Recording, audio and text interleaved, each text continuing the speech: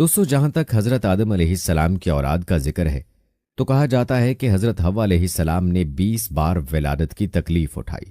ہر بار جڑواں بچے پیدا ہوتے تھے، ایک لڑکا ایک لڑکی۔ جو ایک ساتھ پیدا ہوتے تھے وہ سگے بہن بھائیوں کی طرح ہوتے، ان کی شادی نہیں ہو سکتی تھی۔ جو الگ الگ پیدا ہوتے تھے ان کی شادی ہو سکتی تھی۔ انسانی آبادی کے لیے اس وقت اللہ تعالیٰ نے یہی حکم بطور شریعت نازل فرمایا تھا۔ اس طرح بی بی حوا نے کل 40 بچوں کو جنم دیا۔ یاد رہے کہ حضرت آدم علیہ السلام نبی ہیں، لیکن تشریعی نبی نہیں، بلکہ ان نبیوں میں سے ہیں جو دنیا کی شروعات میں تعلیم انسان کے لیے بھیجے گئے۔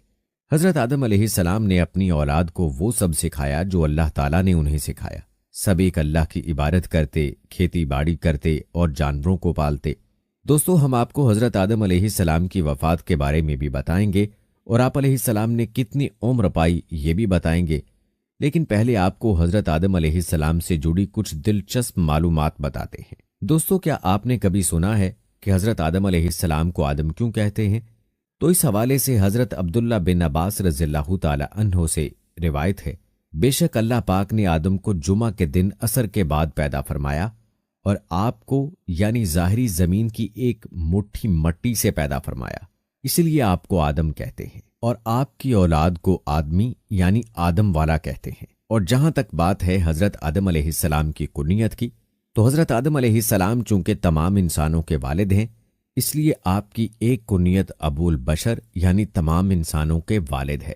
آپ علیہ السلام کی ایک کنیت ابو محمد بھی ہے، اور جنت میں بھی یہ کنیت آپ کی ہوگی، جیسا کہ حدیث پاک میں ہے کہ جنت میں کسی کی کنیت نہیں ہوگی سوائے حضرت آدم علیہ السلام کے، اور آپ کی عزت و تعظیم کے لیے جنت میں کنیت ابو محمد ہوگی۔ دوستو، اب بتاتے ہیں آپ کو حضرت آدم علیہ السلام کی مبارک صورت کے بارے میں۔ روایات میں آتا ہے کہ جب حضرت آدم علیہ السلام کے مبارک وجود کا گارا بنا لیا گیا تو اسے ہواؤں کے ذریعے اتنا خشک کیا گیا کہ وہ بجنے والی مٹی کی طرح ہو گیا جیسے ٹھیکری۔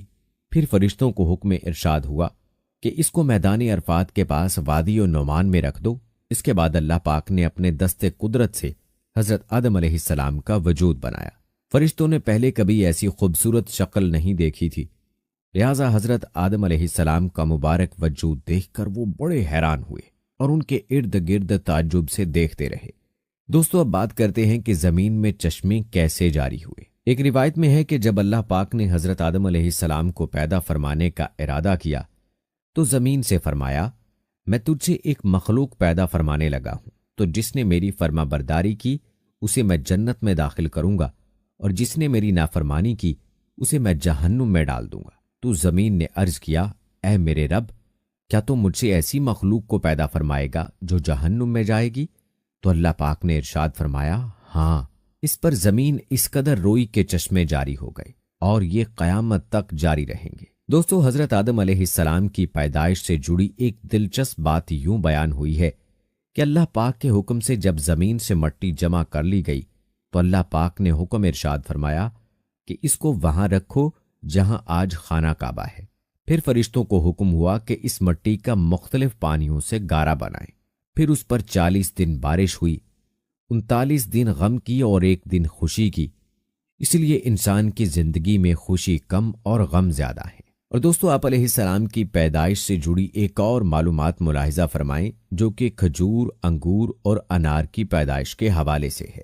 کہا جاتا ہے کہ حضرت آدم علیہ السلام کا مبارک خمیر جس مٹی سے تیار ہوا اس سے بچ جانے والی مٹی سے کھجور کا درخت بنایا گیا، جیسا کہ مسلمانوں کے چوتھے خلیفہ حضرت علی رضی اللہ تعالی عنہ بیان کرتے ہیں کہ حضور صلی اللہ علیہ وآلہ وسلم نے ارشاد فرمایا، کھجور کا احترام کرو کیونکہ یہ تمہارے والد حضرت آدم علیہ السلام کی بچی ہوئی مٹی سے پیدا کی گئی ہے۔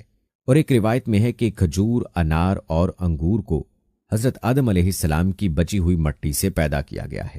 دوستو، رہی بات یہ کہ حضرت آدم علیہ السلام کی پیدائش کے لیے زمین سے مٹی کس فرشتے نے لائی تھی، اس حوالے سے روایات میں آتا ہے کہ اللہ پاک نے حضرت جبرائیل علیہ السلام کو حکم ارشاد فرمایا کہ زمین سے ایک مٹھی مٹی اٹھا کر لاؤ۔ حضرت جبرائیل علیہ السلام نے زمین سے مٹی اٹھانی چاہی تو زمین نے اس کا سبب پوچھا۔ آپ نے سارا واقعہ بیان کیا۔ اس پر زمین کہنے لگی، میں خدا کی پناہ چاہتی ہوں اس بات سے کہ مجھ سے کچھ کم کیا جائے، یا میری کوئی چیز خراب کی جائے۔ حضرت جبرائیل علیہ السلام مٹی لیے بغیر واپس لوٹ آئے اور عرض کی، اے میرے رب، زمین نے تیری پناہ مانگی تو میں نے تیرے نام پاک اور تیری عزت کا ادب کرتے ہوئے واپس آ گیا اور اسے پناہ دے دی۔ پھر اللہ پاک نے حضرت میکائیل علیہ السلام کو بھیجا تو انہوں نے بھی اسے پناہ دے دی اور بارگاہ الہی میں وہی عرض کی جو حضرت جبرائیل علیہ السلام نے کی تھی۔ پھر اللہ پاک نے حضرت اسرافیل علیہ السلام کو بھیجا تو وہ بھی اسی طرح واپس آ گئے۔ پھر حضرت اسرائیل علیہ السلام کو بھیجا۔ جب زمین نے ان سے پناہ مانگی تو انہوں نے فرمایا، میں اس بات سے اللہ پاک کی پناہ مانگتا ہوں کہ اس کے حکم پر عمل کیے بغیر واپس چلا جاؤں۔ چنانچہ انہوں نے زمین سے مٹی لے لی تو اللہ پاک نے روح قبض کرنے کا کام بھی انہی کے ذمے لگایا کہ تم نے ہی اس مٹی کو زمین سے الگ کیا ہے، تم ہی اس کو ملانا، اور ان کا نام ملک الموت یعنی موت کا فرشتہ رکھا گیا۔ دوستو، رہا یہ سوال کہ یہ کتنی قسم کی مٹیاں تھیں، تو اللہ پاک کے آخری نبی محمد عربی صلی اللہ علیہ وآلہ وسلم نے ارشاد فرمایا، اللہ پاک نے آدم علیہ السلام کو ایک مٹھی سے پیدا کیا جو تمام روئے زمین سے لی گئی، لہٰذا اولاد آدم زمین کے اندازے پر آئی۔ ان میں سرخ و سفید اور کالے اور درمیانے اور نرم و سخت پلید و پاک ہیں۔ بعض حضرات نے فرمایا کہ حضرت آدم علیہ السلام کی مٹی میں 60 قسم کے رنگ شامل تھے، وہ تمام آپ کی اولاد میں پائے جاتے ہیں۔ دوستو، اب آپ کو بتاتے ہیں کہ حضرت آدم علیہ السلام کی پیدائش کس دن ہوئی اور جمعہ کو جمعہ کہنے کی وجہ کیا ہے۔ دوستو، یاد رہے کہ جمعہ کے معنی ہے مجتمع ہونا، مکمل ہونا۔ جمعہ کو جمعہ اسی لیے کہتے ہیں کہ اس دن میں حضرت آدم علیہ السلام کے جسم شریف کی تکمیل ہوئی۔ فرمان نبی صلی اللہ علیہ وآلہ وسلم ہے کہ بہترین دن جس میں سورج نکلے وہ جمعے کا دن ہے۔ اس دن حضرت آدم علیہ السلام کو پیدا کیا گیا، اسی دن انہیں جنت سے زمین پر اتارا گیا، اسی دن ان کی توبہ قبول فرمائی گئی، اسی دن ان کی وفات ہوئی اور اسی دن قیامت قائم ہوگی۔ دوستو، مذکورہ حدیث میں حضرت آدم علیہ السلام کی پیدائش سے مراد یا تو ان کے جسم شریف کی تکمیل ہے یا جسم شریف میں روح پھونکنا مراد ہے، کیونکہ حضرت آدم علیہ السلام کے جسم کی ساخت تو بہت عرصہ تک ہوتی رہی۔